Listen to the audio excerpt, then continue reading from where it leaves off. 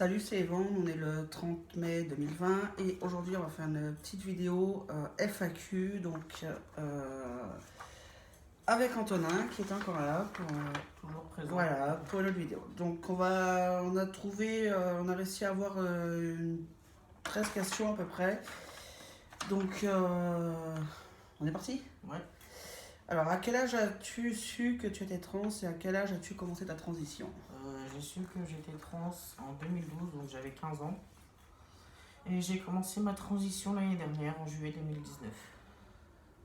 Ok, bah moi alors, moi j'ai toujours su que j'étais un garçon, donc après avoir pu mettre le mot trans, ça date de 2014, donc j'avais 30 ans, et j'ai commencé ma transition en 2014 par la même occasion, donc à 30 ans aussi. Enfin, moi j'ai su mettre des mots sur ma transition en 2012. Après, je me sentais toujours garçon. Ouais, mais moi j'ai mis le mot trans vraiment. Ouais, c'est ça, c'est en 2014 quand j'ai commencé à faire mes recherches en fait, quoi. Ouais, donc j'ai su avant toi que moi. Tu l'as su avant, ouais. Ouais. Alors, quelle est ton orientation sexuelle? Moi je suis gay. Et moi je suis pan. Du coup, bah explique ce que c'est. Ouais, bah pan, moi en fait j'aime tout le monde, en fait moi je vais. Au premier abord, je vais pas forcément flasher sur un physique, je vais tomber amoureux d'une personne en fait, c'est la personnalité du gens en face, quoi. Donc c'est ça moi qui va m'intéresser le plus. Après, effectivement, je dis pas que le physique ne fait rien, mais ça sera pas la priorité. C'est pas ça qui va m'attirer en premier chez quelqu'un. C'est plus sa personnalité d'abord. Voilà. Que ressens-tu par rapport à ton prénom de naissance? Euh, euh, Bah ça, moi perso, ça me remet d'être pour dire que j'étais assigné femme et du coup bah c'est pas que c'est mauvais, mais c'est juste le rapport avec la femme quoi. D'accord. Bah, moi, j'ai pas de haine en fait. Je, je ressens rien par rapport à mon prénom de naissance. Même et encore, je me rappelle quand on m'appelait encore par ce prénom-là, ça sonnait cru, il n'y avait rien en fait. Il n'y avait pas de résonance. C'est comme si on appelait une autre personne en fait. Mais c'était un prénom qui ne me correspondait pas, ça sonnait creux, mais voilà, mais maintenant j'ai pas, voilà, j'ai plus de haine envers ce prénom-là. Enfin, j'ai peut-être pu en avoir à un moment donné à l'époque du collège où, bah évidemment, je suis partie en Italie, bah évidemment, où est-ce qu'on a été? Dans la ville de laquelle je porte le nom. Donc à ce moment-là, ouais, j'ai peut-être pu avoir de la haine un peu à ce moment-là, mais pour des conneries d'ado, quoi. Mais autrement, non, je ressens rien en fait. C'est vrai qu'on m'appelait pas souvent non plus par ce prénom-là, intégralement on m'appelait par le diminutif, donc du coup, le diminutif qui est vachement neutre. Ouais. Donc du coup, ça m'a peut-être aidé à ne pas ressentir de haine en fait par rapport à mon ancien prénom. Alors, combien de temps comptes-tu prendre des hormones? Ali. Ah oui. Ouais. Et toi? Bah moi c'est à vie aussi, mais je n'ai pas le choix. Ouais. Parce que je n'ai plus mes ovaires, donc je dépends de la testo à vie. Ouais. Donc, alors, explique ton choix et la signification de ton prénom. Alors mon choix, j'ai été regarder sur internet déjà pour les prénoms masculins et finalement bah après je suis tombé sur mon prénom et du coup ça m'a plu. Et la signification, je crois que si je me souviens bien, je crois que c'était une personne italienne qui faisait je sais plus trop quoi. Et au final, on l'a appelé par Antonin et enfin il est venu, comment dire, il est monté en grade et du coup bah, enfin c'est un rapport avec l'Italie quoi. Enfin, D'accord. C'est un prénom historique peut-être? ouais. D'accord. D'ailleurs, il y a là où j'ai ma psychologue, Antonin Artaud, qui est un comédien. C'est ça. Et toi, du coup? Alors moi, Yvonne, en fait, c'est un prénom que j'avais repéré du temps où j'attendais mon petit bonhomme en 2000, à cheval sur l'année 2005-2006, parce qu'il est né en mai 2006. Donc c'est un prénom que j'avais repéré et bizarrement, je ne me voyais pas le donner à mon gamin. Donc j'ai dit, c'est un très joli prénom, mais enfin non, pas pour mon fils. Je sais pas, ça, je trouve pas que ça lui irait. Et à cette époque-là, je savais qu'un jour je transitionnerais, mais je n'avais pas cette idée de prendre ce prénom-là encore.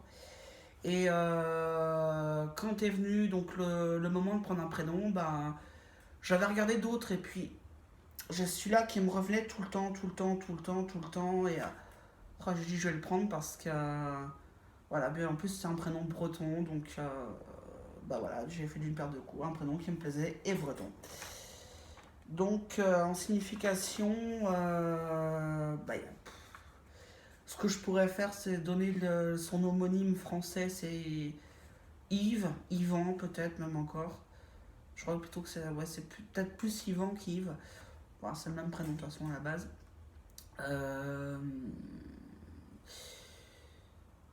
Et l'arbre qui serait associé, c'est l'if.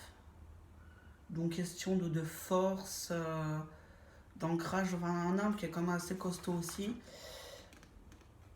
Donc voilà, en signification, c'est tout ce que je peux donner pour moi.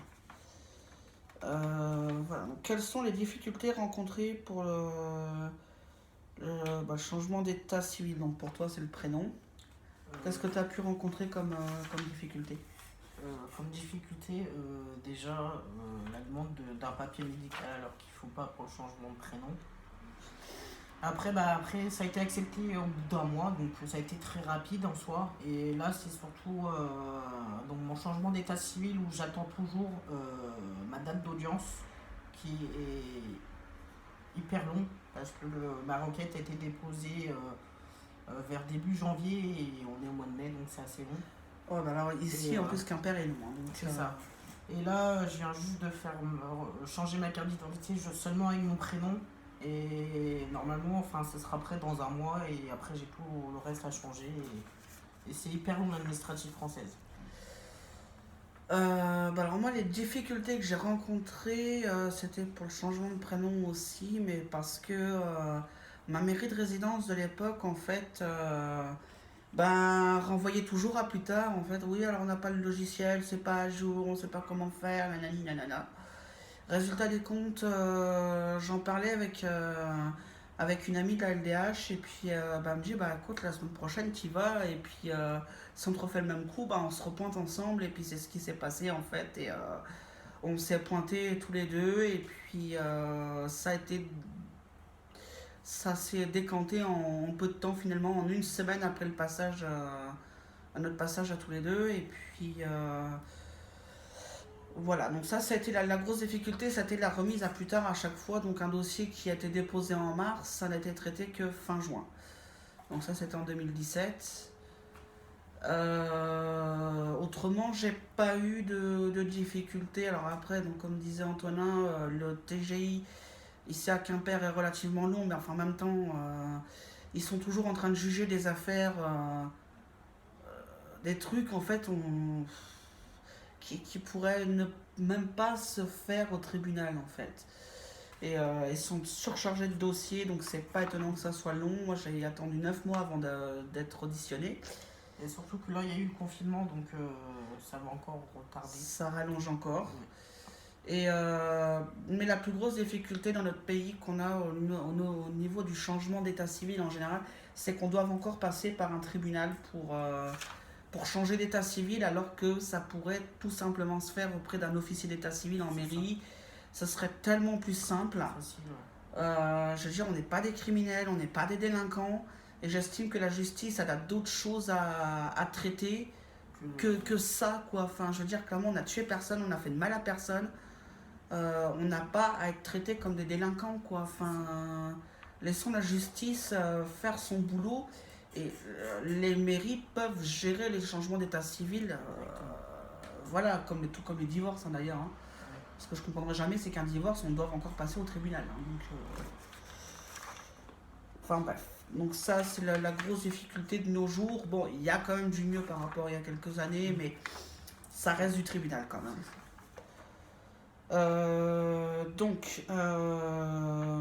Quels sont nos projets quels sont tes projets post-transition?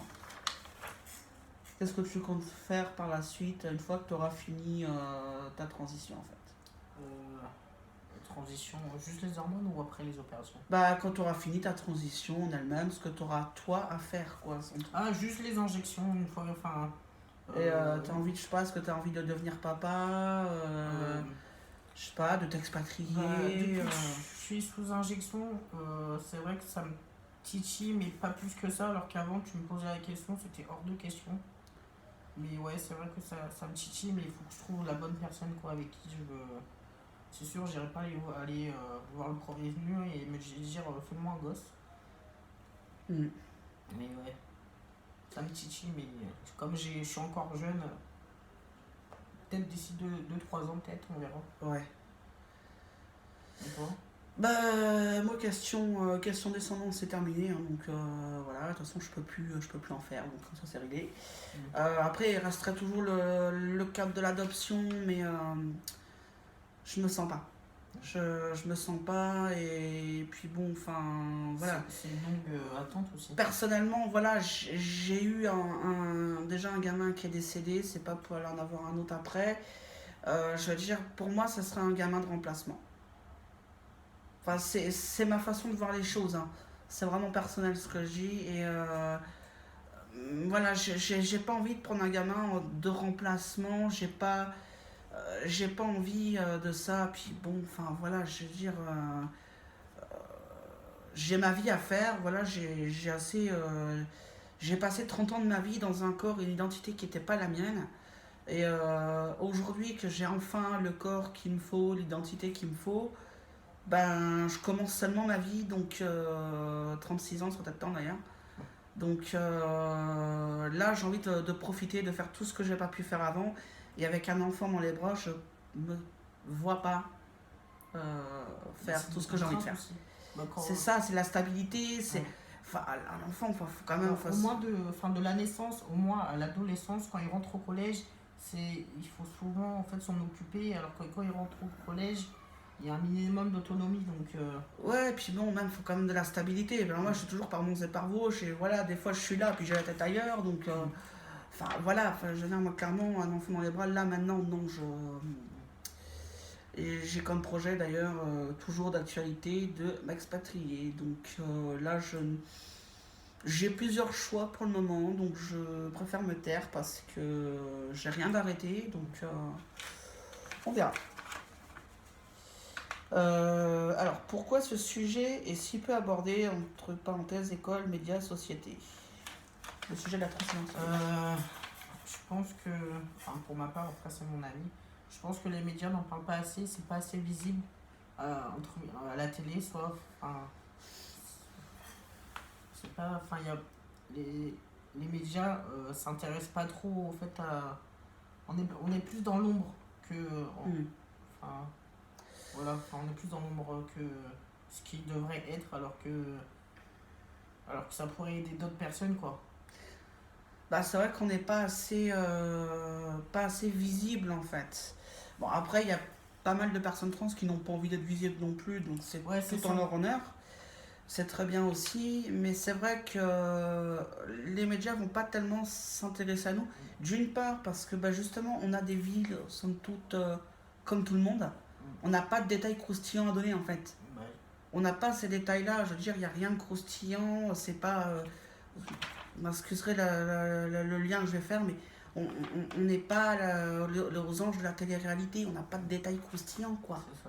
C'est après, on n'en est pas là, quoi. Mais après aussi, la plupart des personnes, ils s'y connaissent pas aussi en transidentité, et en fait, ce serait plus pour sensibiliser aussi les personnes, au fait, à ça. Et le souci qu'il y a avec malheureusement trop de journalistes, c'est que eux, ce qu'ils veulent, c'est le petit détail qui croustille, c'est le petit truc tapageur. Voilà, et ce qui fait vendre les quotidiens, les programmes télé, tout ça, aujourd'hui, c'est ce qui tape dans l'œil. C'est, oh mon Dieu, les personnes trans sont des personnes qui souffrent, qui peuvent pas aller à l'école, qui peuvent pas travailler, machin, ceci, cela. C'est ça qui fait vendre, alors que c'est pas toujours le cas. Enfin, on a des vies, somme toute, bah, comme tout le monde, en fait, comme les cis, en fait. Donc, du coup, c'est vrai que ça n'intéresse pas. Les journalistes ne s'y intéressent pas par rapport à ça, parce qu'on n'a rien à leur donner. Finalement, on n'a rien à donner d'intéressant, en fait. Après, je dis pas le contraire. Il y a des journalistes qui font très bien leur boulot et qui vont donner la parole aux personnes trans, qu'on va pouvoir s'exprimer sur ce qu'on vit et qui vont faire des sujets intéressants. Je pense à France TV qui avait fait un bon documentaire. Sur la 2, non? Non, c'est un documentaire radio là, ce coup-là. Ah ouais. Il y avait eu pas mal de personnes qui avaient été interrogées, dont moi, hein, d'ailleurs, en plein dans le tribunal, hein, voilà, donc bref. Mais ouais, il y a de très très bons trucs qui peuvent être faits, c'est de mieux en mieux d'ailleurs. Mais bon, je veux dire, voilà, c'est quand même pour la plupart, on n'a aucun détail croustillant sur ce qu'on a dans l'entrejambe. Bah, on n'en parle pas, donc du coup, bah, c'est pas intéressant pour les journalistes. Bah oui, bah, vous voulez pas parler de vos génitaux, donc bah, c'est pas intéressant, quoi. Parce qu'à partir du moment où les gens découvrent qu'on est trans, ça, on tombe dans le domaine public, en fait. C'est ça. Non, C'est souvent, est-ce que vous avez fait l'opération ouais, je suis Dieu, cette question. Ouais, c'est ça. Donnez-moi une Kalachnikov, la prochaine personne qui me pose cette question-là. Bref, sinon, alors, comment savoir si on est une fille ou un garçon? Oula. La personne qui a posé cette question-là, il y a du lourd. C'est loin. Bah, c'est que ça travaille. Hein. Ouais. En plus, je crois que c'est un de mes collègues. Enfin bon, bref. Comment savoir? Bah, à partir du moment où tu te rends compte que t'es pas du genre assigné à la naissance, quoi. Ouais. En fait, j'ai envie de te dire que c'est ça, quoi. À partir du moment où bah, tu te rends compte que bah, ce qu'on t'a toujours dit jusque-là, bah, c'est pas ça. C'est que quelque part, tu n'es pas le genre qu'on t'a dit que t'étais, quoi.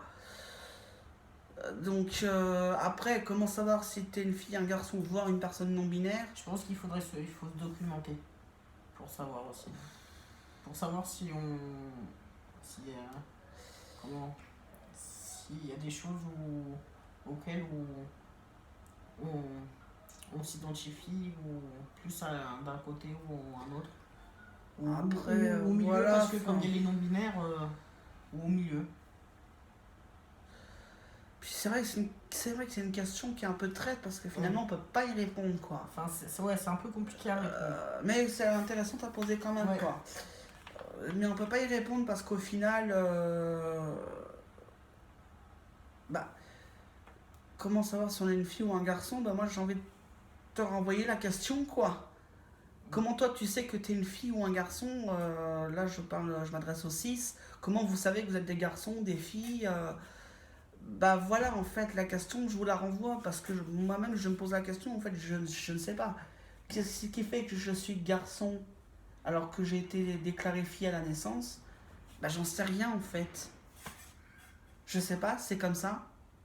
Parce qu'on se sent mieux en étant garçon. Ouais, mieux déjà, et puis C'est pour ça qu'on a fait l'intransition. voilà, puis c'est que c'est comme ça, c'est tout. Enfin.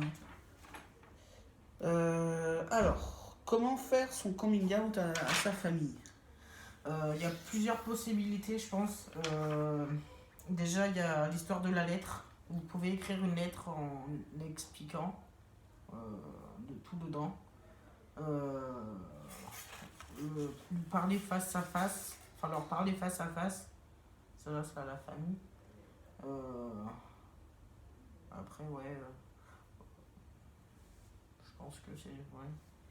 Comment faire son site web? Moi j'avais fait par mail, ma mère. Ouais, par mail. Par SMS aussi. Oui, par SMS. Bon bah coucou, c'est moi, je suis trans. Bon bah. Non, avec plus de contenu voilà. quand même. Hein, mais Ouais, en gros quoi. Et après, bah en fait, moi je rigole, mais j'en ai pas large non plus quand ma tête est apparue dans les journaux, dans le West Trans. Et que, pourquoi je dis dans l'Ouest France? Oui, oui. Dans l'Ouest Ouest France.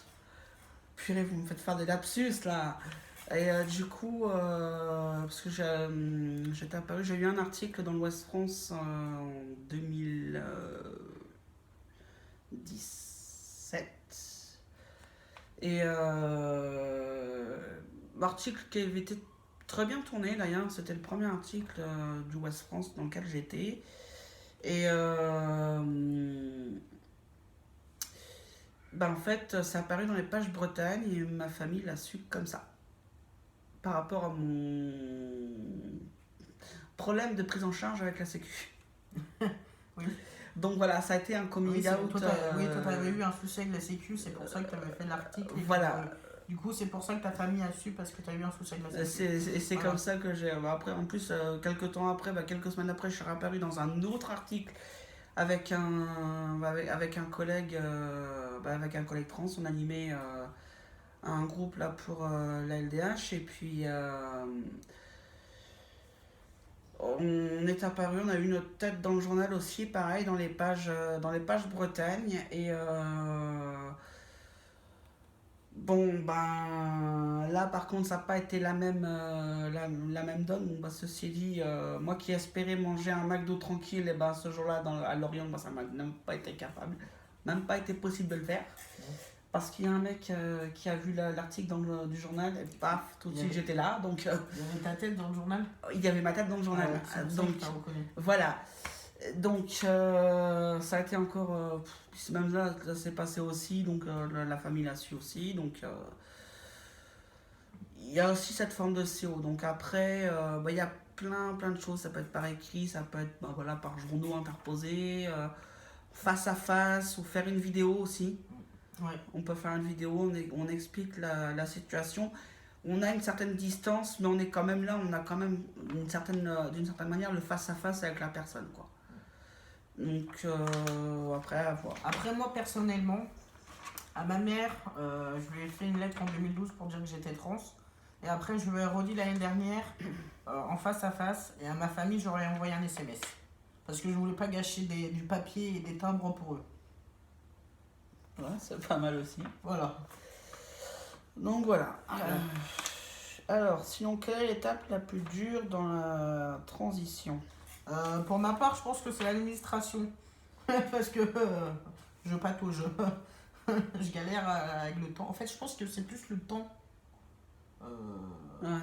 Comment dire, le temps d'une demande à l'obtention de la chose, qui est le plus chiant. Moi, ce qui a été le plus dur, c'est en fait la prise de tête que la CPM 29 m'a fait, en fait. Ça a été le point le plus dur. Autrement, ce qui a été un peu compliqué au début, c'était de trouver des médecins. Mais après, en demandant sur les forums, tout ça, j'ai pu avoir ce qu'il fallait, donc ça allait. Après, moi, le médecin, en fait, la première perme, du coup, en février 2019, j'avais direct, tu sais, à la perme, c'était ma première perme à West France. Ouais. J'avais eu direct le nom de Dr Sauvé et j'avais eu un rendez-vous 4 mois après. Ouais. Et voilà. Mais après, c'est pas moi, c'était téléphone parce que West France n'existait pas encore quand j'ai commencé. Donc, ouais, c'est ça. Mais moi, le plus dur, ça a été la CPM 29, en fait, quoi. Après, moi, la deuxième chose la plus dure, ça allait être pour l'opération de la Namek, parce que avec le chirurgien, il veut que je perde du poids, donc ouais. Là, c'est chiant aussi, du coup. Ok, alors qu'est-ce qui t'a amené à te poser des questions sur ton genre? Moi perso, j'ai su que, moi je me suis toujours senti garçon, donc au fait, je me suis pas forcément posé des questions sur mon genre, parce que moi, au fond de moi, je me sentais garçon, donc. C'est pareil en fait. J'ai toujours su que j'étais un mec, donc. Sans forcément, on va dire de la primaire jusqu'en 2012, à cette époque-là, j'avais pas forcément les mots pour me mettre, les bons mots à me mettre sur ça, sans dire que j'étais une personne trans. Mais au fond de moi, je disais toujours que j'étais toujours un garçon manqué, des trucs comme ça. Donc, jusqu'à ce qu'en 2012, je sache que c'était quoi. Ouais. Donc, Moi, c'est pas, enfin, moi, je me suis jamais posé de questions. En fait, je suis un mec, point, quoi. ouais. Enfin. Peut-être avec des parties génitaux d'une meuf, mais ouais. Bah, petit, je me disais, ben, parce que je croyais, Ça moi, m'a poussé. quand j'étais petit, je croyais en Dieu. Je me suis dit, si je prie au pied de mon lit, je vais peut-être avoir un kiki qui va me pousser le lendemain matin, mais même Ouais, pas. donc, Je regarde dans mais ton pantalon, il y t'imagines a avec rien, la quoi. testo, si on avait un pénis qui poussait, je pense on devrait douiller. Hein. Ouais, c'est clair. Autrement, alors, quel type de chirurgie compte-t-on faire ou a-t-on déjà fait? Donc, pour toi, qu'est-ce que tu comptes faire comme chirurgie? Alors, ce que je compte faire, c'est la mamec, donc c'est-à-dire me faire enlever les seins, et après, c'est tout. Ok, bah moi j'ai fait l'hystérectomie, donc c'est l'ablation des génitaux internes.